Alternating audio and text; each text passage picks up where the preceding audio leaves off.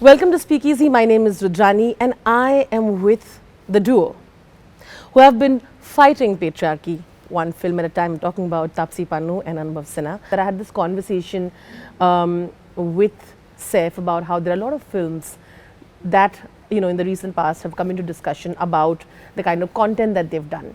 Whether it's been the misogyny, whether it's been the violence, whether it's been the sexism in the films. And the films have gone ahead to do a lot of numbers, a lot of money. And Saif actually says that, what does this say about us? Should we be preaching? Should we be making this kind of content? Because the producers are going, laughing, very happy at the box office.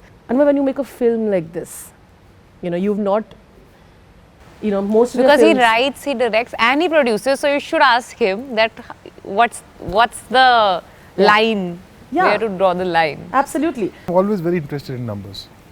So I don't want to make films that were liked by Rudrani and Anupma and Rajiv.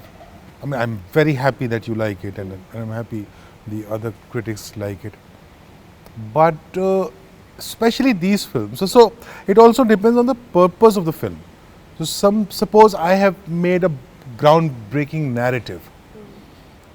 So maybe at that point I'm not interested in reaching out to a large segment of the audience. I'm reaching out to art connoisseurs who will watch the film and say, wow, a story has never been told like this before. So that's a different kind of search then.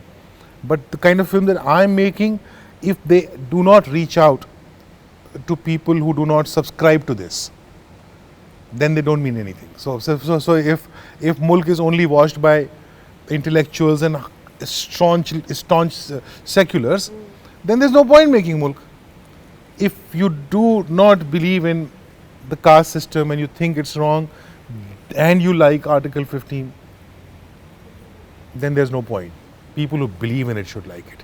They say, no, I'm wrong. Similarly, misogyny or treating women right is what I think Thappad is about more than the slap or other things, and consider them as equals is what it is about.